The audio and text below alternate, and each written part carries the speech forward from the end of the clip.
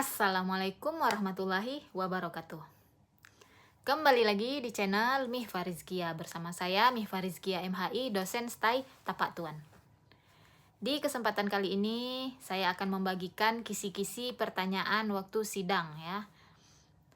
Nah, apa-apa saja pertanyaan kami ya ketika menguji mahasiswa kami untuk sidang. Nah, akan saya bagikan di sini ya. Nah, sebenarnya pertanyaan kami itu berasal dari bab-bab dalam skripsi itu sendiri. Ya, oke ya. Yang pertama itu dari bab 1. Pertanyaannya tentang rumusan masalah. Mengapa kamu mengambil judul ini? Ya. Apa alasan kamu mengambil judul ini? Apa masalah dari judulmu ini?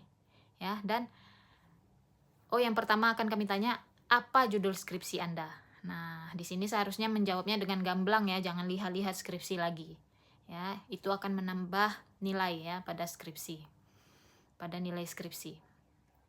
Nah, apa tujuan Anda melakukan penelitian ini? Kalau ini adalah jawaban dari rumusan masalah ya, yang 2 pertanyaan itu.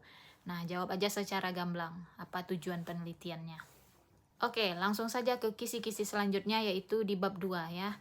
Kami juga akan menguji pengetahuan saudara tentang teori ya. Nah, sejauh apa mahasiswa tersebut menguasai teori dalam skripsinya sendiri.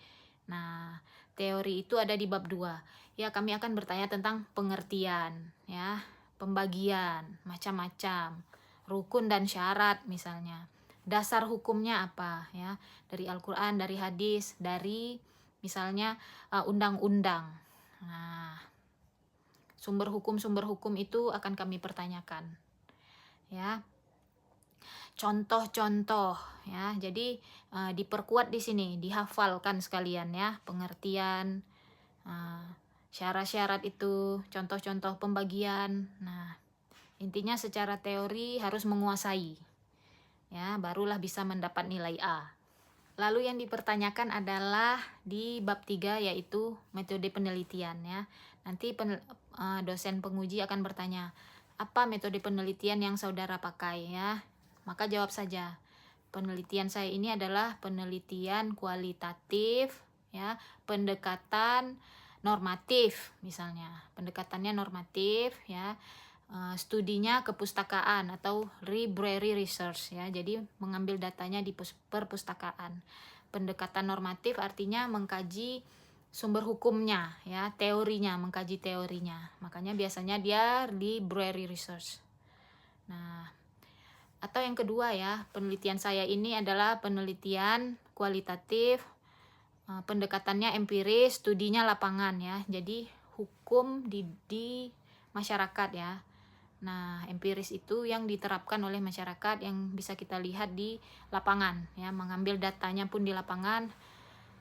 Maka cara menjawabnya seperti tadi ya, penelitian kualitatif, pendekatan empiris, studi lapangan. Oke, selanjutnya yang dipertanyakan adalah yang di bab 4 ya, yaitu hasil penelitian ya.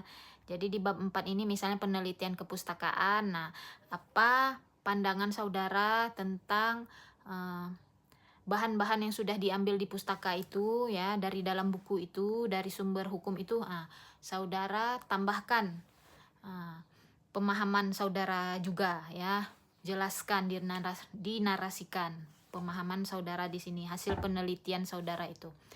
Nah, apabila penelitiannya lapangan ya, apa cerita di lapangan, hasil wawancara ya, kejadian-kejadian, kisah-kisah di lapangan boleh diceritakan. Nah, itu adalah hasil dari penelitian. Itu adalah pertanyaan untuk bab 4 ya. Nah, kuasailah hasil penelitian saudara sendiri. Ceritakan saja secara gamblang ya, apa-apa saja pengalaman waktu meneliti. Nah, sesuaikan ya dengan pertanyaan dosen. Nah, kalau Anda gamblang menjawabnya ya, insya Allah bisa menambah nilai yang tinggi di sini. Selanjutnya adalah pertanyaan bab 5 ya, yaitu kesimpulan. Jadi kesimpulan ini adalah jawaban dari rumusan masalah ya. Rumusan masalah misalnya 2 pertanyaan, jadi kesimpulannya juga 2 ya. Jadi jawaban di kesimpulan ini singkat saja dia, sifatnya singkat ya. Nah, makanya di kesimpulan itu dia kan cuman 1 halaman saja, lalu di bawahnya diikuti dengan saran ya. Jadi kesimpulan ini adalah jawaban dari rumusan masalah namun secara singkat saja. Kalau secara gamblang dan panjangnya itu terdapat di bab 4 semua.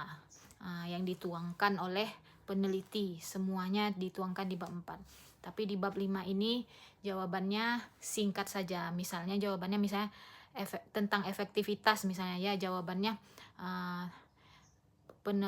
berdasarkan penelitian ini metode tersebut efektif atau tidak efektif misalnya gitu. Misalnya tentang hukum, bertentangan dengan hukum atau tidak bertentangan dengan hukum selama misalnya.